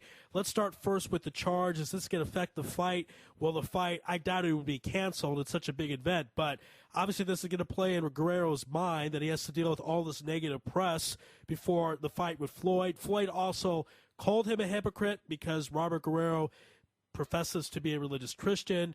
Mayweather said it was hypocritical for him to therefore own a gun. I don't agree with that, obviously, but that is what Floyd said. So talk about all this hoopla going into Robert Guerrero's biggest fight of his career. Right, so I mentioned that the Guerrero-Mayweather fight was in June, and that was a slip of the tongue. The hearing for the gun charge is actually in June. Okay. So it won't affect the fight because the judge set the hearing afterwards. So that's good for everyone involved in the situation, except for arguably the judicial process, but we know that doesn't really come into play ever when it involves professional athletes. Yeah. Having said that, the case itself, he's being charged under the same gun charges that Daquan Bowers, NFL player, former Clemson standout, and Plaxico Burress are facing. We all know that, we all know Plaxico Burress shot himself in the thigh and went to jail for years because of it. He's now back in the NFL. But New York City under Bloomberg and New York State has the toughest no-tolerance gun policy in the country. And what that means is if you are caught with a firearm, even if it's unloaded, packed away, anything like that, if you are caught without a licensed firearm in any of the 5 boroughs, you automatically face 4 years in jail, and it's a minimum sentence. Now, you can get time off for good behavior, different things, but mandatory sentence 4 years in jail, and that's what Guerrero's facing. Unfortunately, for Guerrero, it's an interesting situation because unfortunately for Guerrero, he actually announced that he had the gun. The reason that he had the gun was he had it as part of Showtime's series chronicling the fight, and he was using it Showtime said, bring your gun, and we want to do, I believe it was a hunting segment on Guerrero. So he had his gun, he had it unloaded in 2 different boxes. One box had the unloaded gun, the other box had his clips. He had his license on him, and when he landed at JFK, which is in Queens, so falls under the jurisdiction. When he landed at Kennedy Airport, he went up to, I believe it was the American Airlines desk, and he said, I have a gun in my bag, it's unloaded, here's my license, but I just want you to know, because we know how airport security is, it obviously would have been much worse if he was caught with a gun. So he announced it preemptively. Okay. And the New York District Attorney came out, the Queens District Attorney came out and said, people need to know there's a no-tolerance policy. That's great. He has a license for another state. He doesn't have one in New York. He's going to jail. Wow. And so I think once those facts come out, my perspective on it definitely changed after I heard all of that. And I think after the Mayweather fight, all of that will come out. And I personally hope the DA reduces the charges or throws them out even, but whatever they have to do from the legal standpoint, because once you hear all of that, and he clearly wasn't doing it to be dangerous, he wasn't even careless about it. He thought he had done everything he needed to, and he did it because Showtime's producers told him to. So you can say he was careless about not checking the New York state law, but realistically, who's going to do that? And clearly he did everything that he thought he needed to do. It wasn't dangerous at all. He announced it before he flew. It was for a connecting flight, so he wasn't even trying to bring the gun into New York. So it's an unfortunate situation for Guerrero, but obviously we know Mayweather to be very smart at saying things about his opponents and people who he doesn't even fight, just if there's a chance he'll fight them. So obviously Mayweather jumped on it because he had just done a show on Christian television, a widely watched show Guerrero had, talking about his Christian values. So like you said, Mayweather jumped on it. How can a Christian be carrying a concealed weapon? Da-da-da-da-da. And it all went from there. So smart marketing by Mayweather. Unfortunate for Guerrero, but it won't affect the fight in terms of postponing it or canceling it. But like you mentioned, it could affect it psychologically in one of 2 ways. Either Guerrero can have it on his mind and it can distract him from training and other things, or Guerrero can be motivated and say, hey, I got a tough draw that's happened my whole life. I'm not going to let it get me down, and I'm going to knock Floyd Mayweather's teeth in for questioning my values as a family man. You know, Mayweather wants to see religious people carry guns that can come to Jerusalem or Israel. I mean, come on, like, that doesn't mean a person is not religious if they have a gun, even if it's concealed. So I disagree with Floyd there. Very interesting. The last time I can think of a boxer headed into a fight with a potential prison sentence on the table was Ali Frazier won in 1971. There was talks at the time Ali was going to actually have to go to jail for dodging the Vietnam draft. He was out of jail due to appeals, but it looked like the appeals were going to run out. He loses the fight, but then afterwards the conviction is overturned. He never does a day in jail. So last time that I can remember such a situation like this, and it is a big fight against Floyd. It would be interesting if Guerrero wins and then has to go to jail and the title has to sit in prison for a year or 2. And also, at the end of the day, I don't believe he should go, but I think there's going to be a good chance he'll do some time because of the strictness of the gun laws. Let's get your prediction, Joe. What do you think happens on May 4th between Floyd Mayweather Jr. and Robert Guerrero? I think that Mayweather knocks out Guerrero. I think, we look at his last two fights. They were against Victor Ortiz, that controversial knockout in the fourth round, where Ortiz dropped his hands, and we won't get into that whole situation again, but he was going to knock out Ortiz anyway, and it probably would have come in the fifth or sixth round.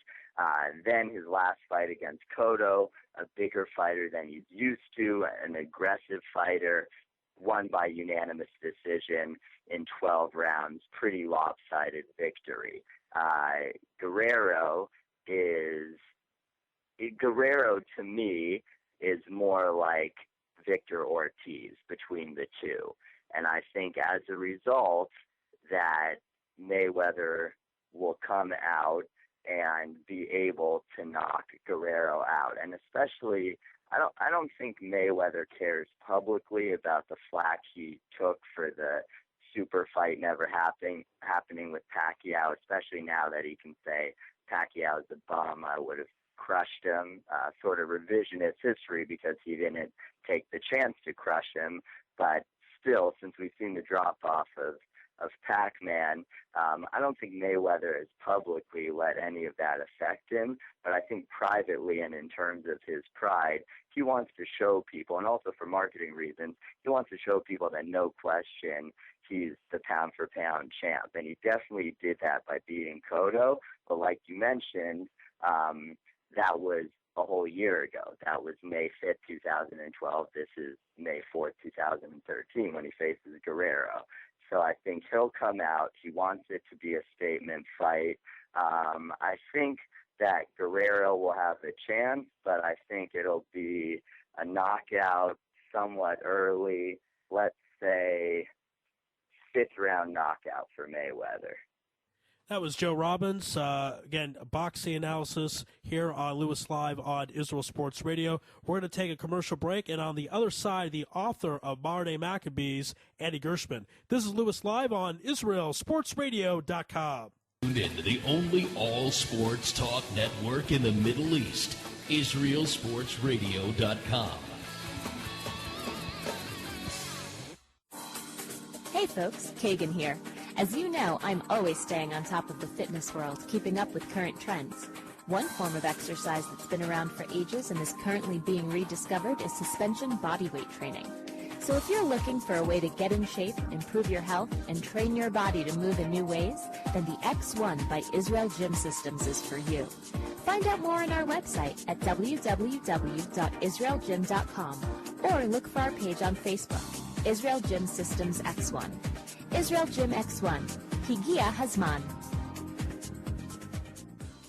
You're already using a credit card every day. Why not feel good every time you make a purchase? When using the HAS Advantage Support Israel Visa card, a percentage of each purchase you make will be donated to your choice of 24 Israeli-based charities, while still earning a reward point for every dollar spent. But wait, these rewards are even better than the standard rewards you get, especially when using them towards Israel travel, with the best conversion rate on El Al's Matmeed Frequent Flyer program. Earn double points at some of your favorite supermarkets and restaurants in the U.S., as well as discounts all over Israel. If you love traveling and supporting Israel, HAS Advantage is the card for you. Just give us a call toll-free at 1-866-6-ISRAEL. Sign up right now with the code ISR10 to earn 2,500 bonus points. That's 1-866-647-7235. HAS Advantage. Earn rewards. Support Israel. Offer valid for U.S. citizens only. Terms and conditions do apply. When dialing from within Israel, please dial 1-800-200-818.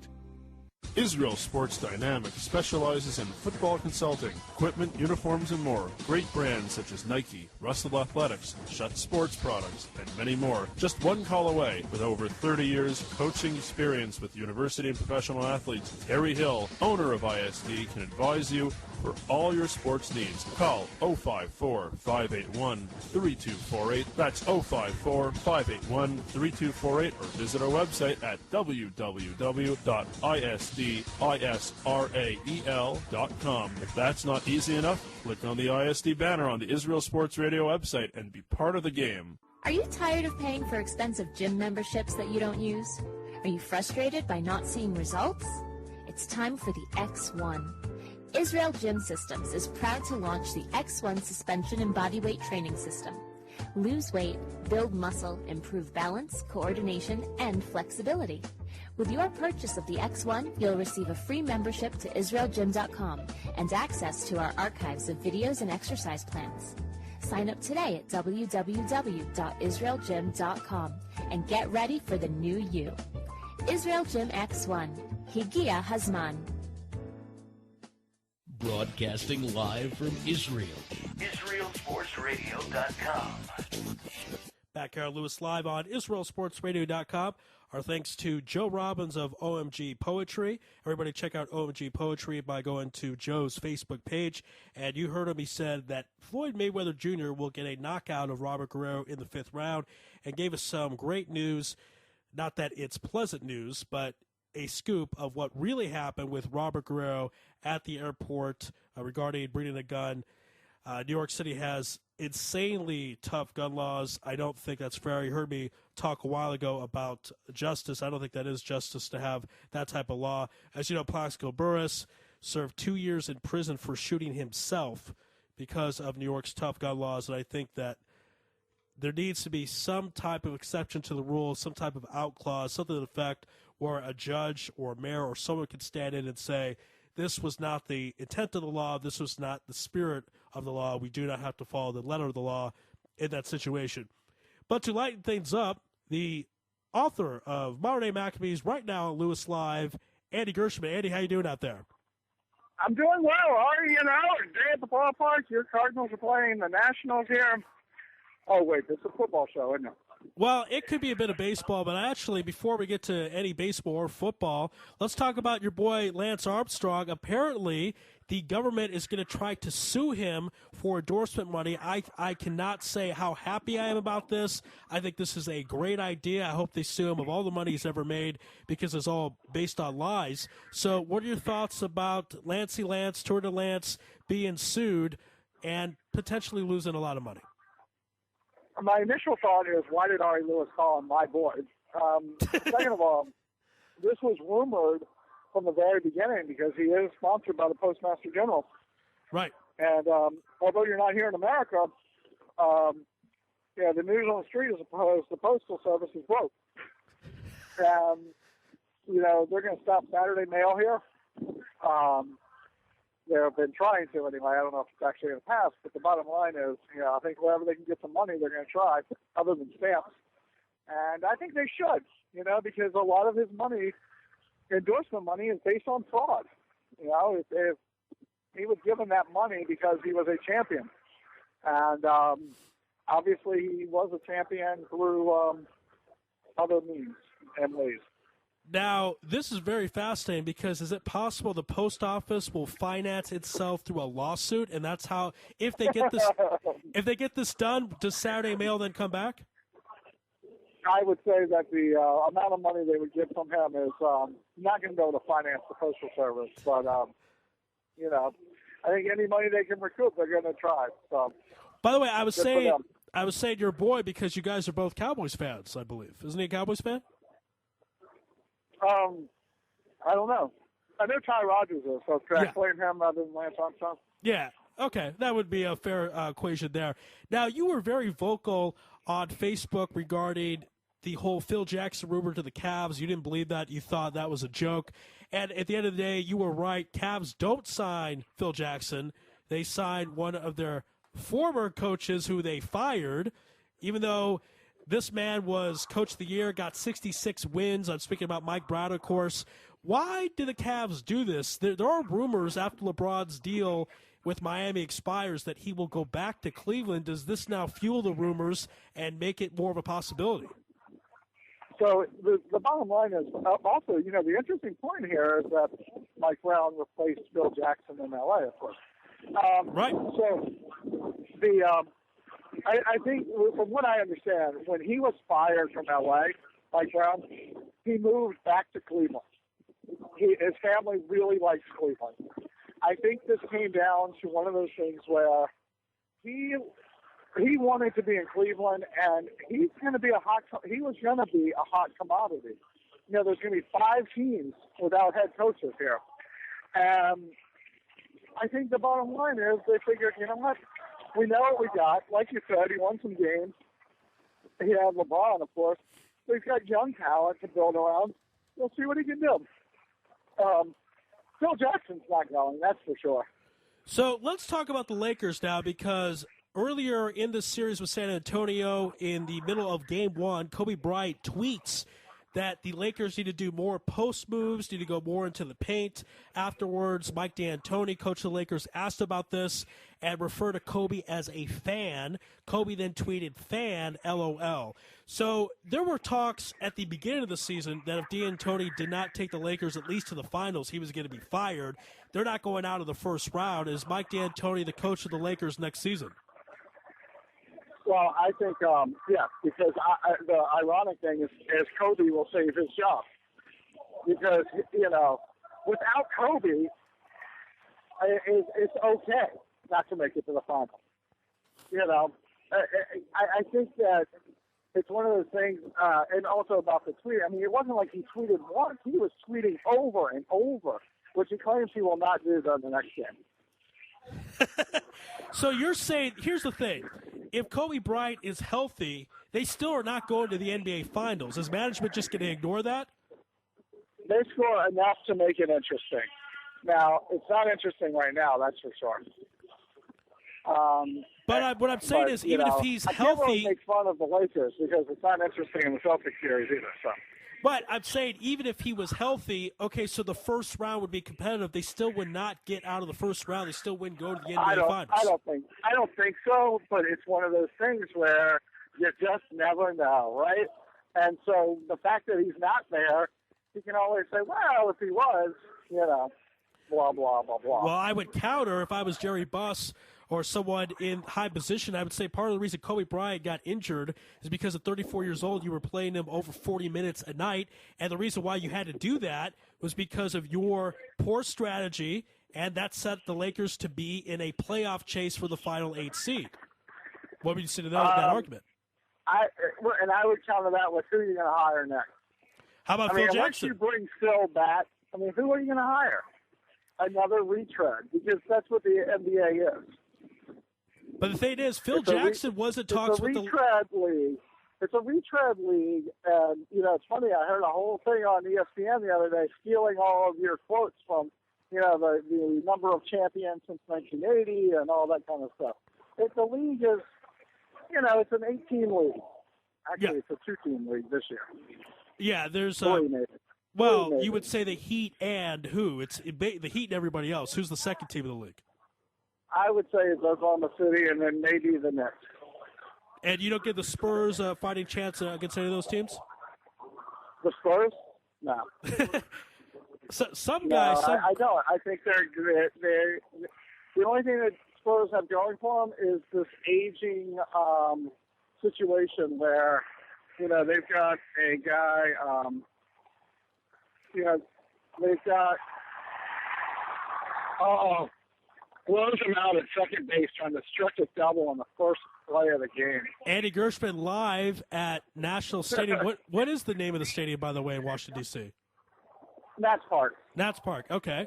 And what is the score, by the way? I think they threw him out. Yeah, they did throw him out. Bryce Harper throws him, guns him down. Don't run on Bryce Harper. Yeah, apparently. I'd say Bryce Harper and Jeff Francoeur, the best 2 arms in Major League Baseball.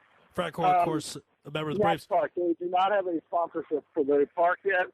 All the rumors are that they are holding out for Geico, who is based here in Washington, D.C., and sponsors a lot of the things going on here, but has not taken the plunge to make it Geico Park yet.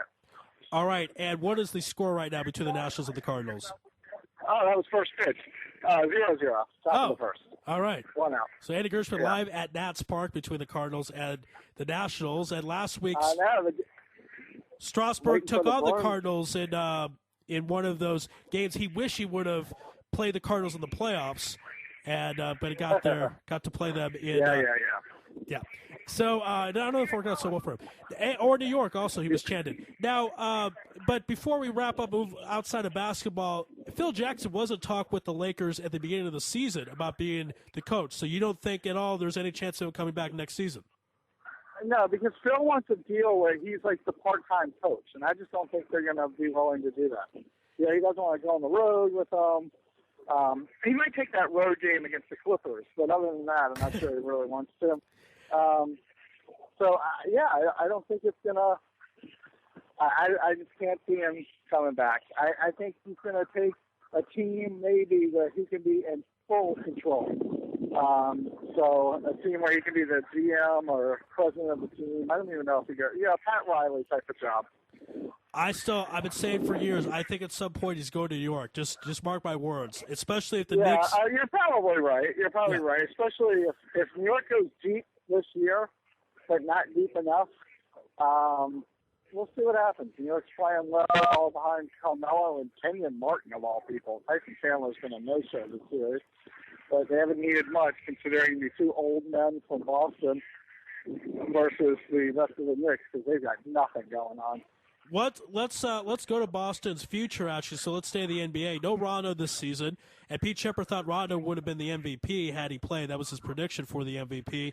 Ray Allen's not there anymore. You're relying on Kevin Garnett, Paul Pierce, as I mentioned, up there in age. So it wasn't too long ago. There was talk Doc Rivers was going out. There was talk Paul Pierce might leave the Celtics, and Kevin Garnett was done. This is now 3 years later. What's going to happen with the Celtics in their future in the next couple of years? Well, the Clippers really wanted Garnett at the trading deadline, but weren't willing to give up enough to get him. So, there's a Facebook group, Blow Up the Celtics, and you're going to see, I think, some blowing up in the offseason. So this is the last run with two of the three, Big Garnett and Pierce. I think so. They've got to do something to turn this team. I mean, when you got Jordan Crawford, former Wizard, running your points in a playoff game, you're in big trouble. Yeah, that doesn't sound so good. Now, going to Kevin Garnett, Garnett talked about him. He said that he bleeds green. He's a Celtic. If he gets traded, actually, let's just say hypothetically, I want to put this question to you. Let's say he retires. You take a look at his career. He spent 13 years in Minnesota. He spent only 6 in Boston. He won his MVP in Minnesota, scored most of his points, obviously, but won his championship in Boston.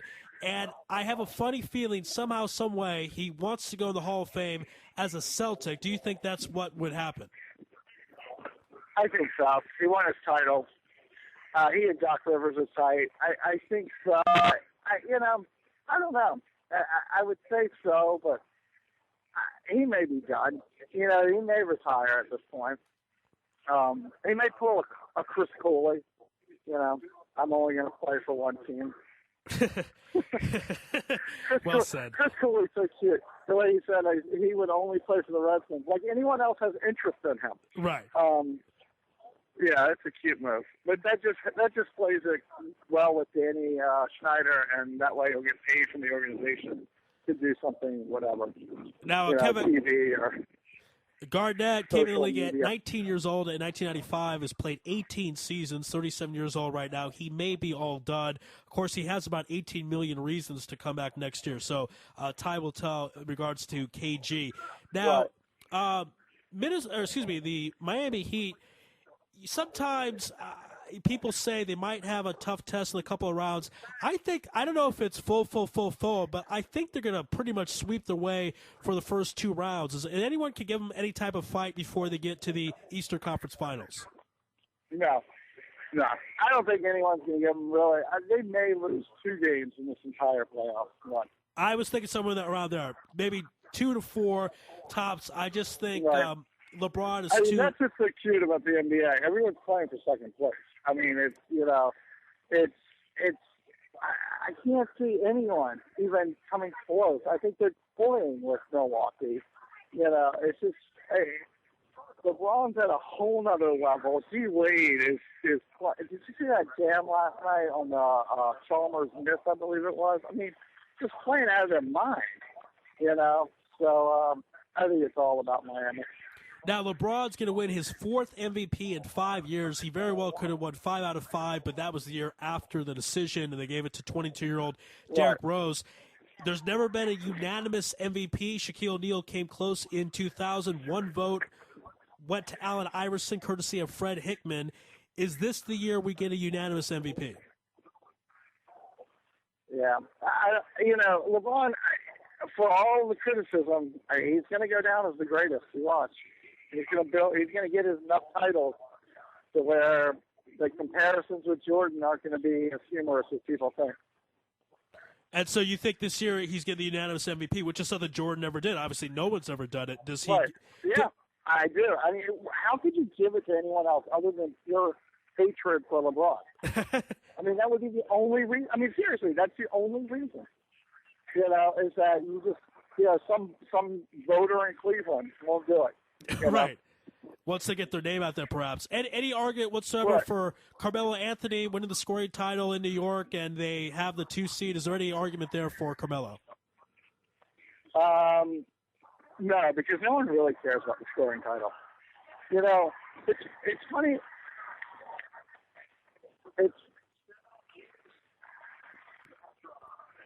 Beltran just hits the ball, and it's 2-0 Cardinals. All right. Yes. Off Strasburg. Excellent stuff. Excellent. One out.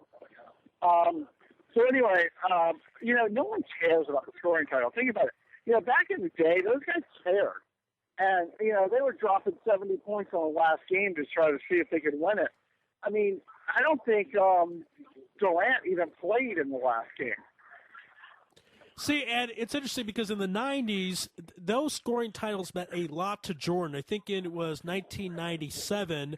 The Bulls, had they got a win, would have maybe moved up a seed or something, but Jordan needed 69 points to get the scoring title or to get 30 points a game, something to that effect, and he just kept shooting and shooting, and they ended up losing.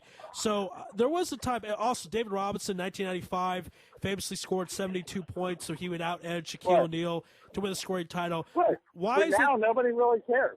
Why is that? Because the players are selfish enough, honestly, that I think this is just one of those selfish titles that they feel like, if I win it, I win it. And they probably go home and they probably, get hugs and kisses from their girl and their boo and everything. But at the end of the day, they don't want to, look like they're so selfish. It's all about the team. It's all about the team, Interesting. So the players now are more selfish, but they want to pretend like they're not selfish, and that's why they don't go after the score time. Exactly. All right. I that's my theory. That's just Andy Gershman. All right, we're speaking with Andy Gershman, author of Modern Day Maccabees. This is the first time you've been on since Kobe Bryant's injury. He is out. Now, there are talks that he may come back very early next season. What are your thoughts about when he comes back? And he's going to be 35 in the summer. We've talked about this off air. He has an outside chance of breaking Kareem Abdul-Jabbar's scoring record. What do you see Kobe Bryant's future next couple seasons in L.A.? Is it Kobe versus RG3 who comes back first? Well, but here's the difference between Kobe and RG3. The Redskins don't have to pay RG3 $30.5 million. There's talk about that, too. The Lakers might have to ask him to somehow – I've heard talks about some type of red shirt where he doesn't play the entire season so it doesn't hit their cap numbers. I've heard crazy theories. What's going to happen? See, Kobe will get a pass. There's a lot of talk now about Derrick Rose and why he's not playing. It's very interesting to see what's going on. Because Derrick Rose should be playing. He's been practicing long enough. He should be playing. Now, what's interesting about that is that in Chicago, you had a quarterback who was crushed in the middle of a playoff game and didn't come back, and everyone tortured him. Right. Do you remember that? And now you've got the same situation in Chicago where the star refuses to go in the game. Yet he gets a pass somehow. And he doesn't deserve a pass, quite honestly. Do you think at the end of the day that is more the coaching staff's decision or Derrick Rose's decision? He's been cleared medically. Okay. So it's got to be his decision because we all know coaches are morons. If you're cleared medically, you're going in. Right. So, ask Mike Shanahan, So, it's a great unbelievable. Question. I guess perhaps 3-0 at the middle of the first. All right. I guess it's perhaps the reason Derrick Rose gets a pass is because he was the MVP on the Bulls' best season in about, 13, 14 years. I mean, since the Jordan days, since 98. Yeah, but who cares? What does that mean? He went to the, what did they do, go to the Eastern Finals? Yeah, the Eastern Conference Finals. Okay, so, but they didn't win anything. Right, and also... MVP.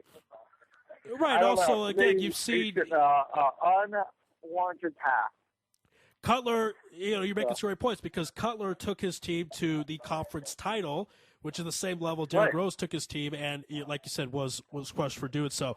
Let's switch gears. He was crushed. Right. Yeah, I mean, but I'll tell you what, to leave on this point, I think partly, I don't know much about Derrick Rose's personality. I know that Cutler has a bit of a negative personality, especially with the press. He has that weird feud with Mariani. Right. No, I think it plays huge into it. I mean, I think it definitely plays into it. Barry Bonds could have done the same thing that, Giambi did. Somebody that, right, but no one really seemed to care. Giambi won comeback player of the year. Bonds was, crucified. Giambi cheats. That's to defend Barry Bonds. Giambi cheats. That's why he gets injured. He comes back, and he's going to comeback player of the year. It's true. It's a little ironic. Right. What's so funny? It's all media-driven. And you're the media, Ari Louis. Oh, yes, I am. So I got to make sure to drive this thing right. And a couple of minutes with Andy before we let him go. Let's talk about your thoughts on the college playoff game titled College Football Playoff. That apparently is what's going to happen. The BCS hired a help name and brand to come up with the name for the College Football Playoff, and that's their name. I mean, what's going on here? So what happened is this. I think, again, sort of like Nats Park, they're waiting for someone to kick in huge money. Okay. So what they're going to do is they're going to let this play this year to give everyone a sense of how big this game really is, and then they're going to, then they're going to get some major sponsor will step up. And there's no doubt about it. I mean, they're not going to call it the college playoff game. All right. So, you would hope not. Let me ask you a question. Sure. Mateo, is he going in the first round? I think he's got to go to the first round. I know they had all the online girlfriend stuff, but this guy was second in the Heisman. He played at a huge school where he was on national TV every week and played in the title game, so that will help him a bit in the professional ranks. And the final game did not help him. Well, okay, right. That's true. He'll be the last pick in the first round. He's going to the Ravens. Really? Okay. I've seen some have him as high as let's see, the 25th pick to Minnesota. You think he'll drop a little lower? Yeah, I think he's going to go to the Ravens. The Ravens really like him right now. So, and the first pick, at this point, we're hearing Jake Locker, Luke Jock. I don't know why I said to that. Not Jake, Luke Jocko, who was a main reason why Johnny Football was able to win the Heisman as a freshman. Eddie Mario Williams, last night deals where he's not the number one pick somehow by the Chiefs. No, I don't see that. I mean, he's going to be the number one pick by somebody, even if the Chiefs don't take it. But, he'll be the number one pick.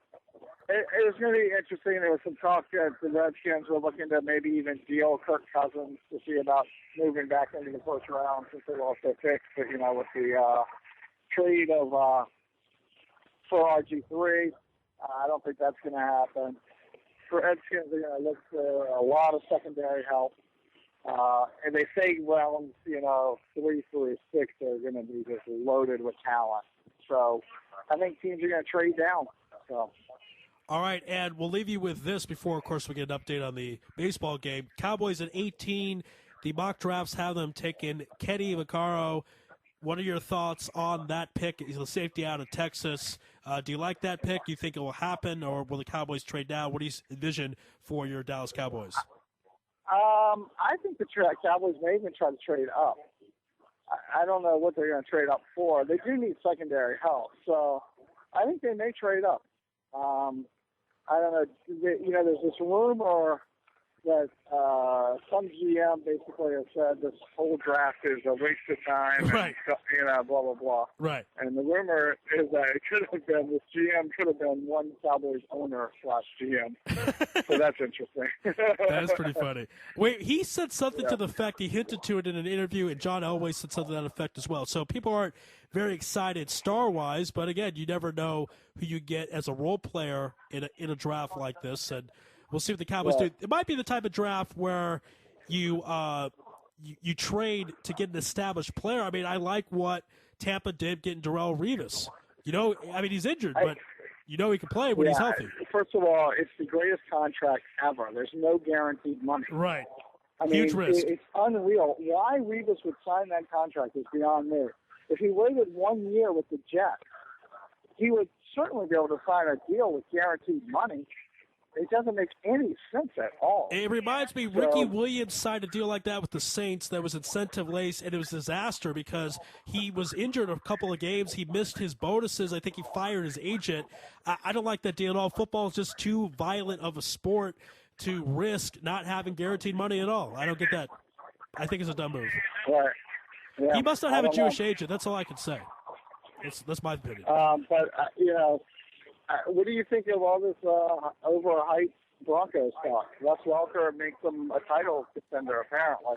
Well, again, no offense to Peyton Manning, but I don't think they're going to win a Super Bowl with Peyton Manning. He is below 500. I believe he is 9-11 in the postseason career-wise. He figures out some way to make some type of mistake.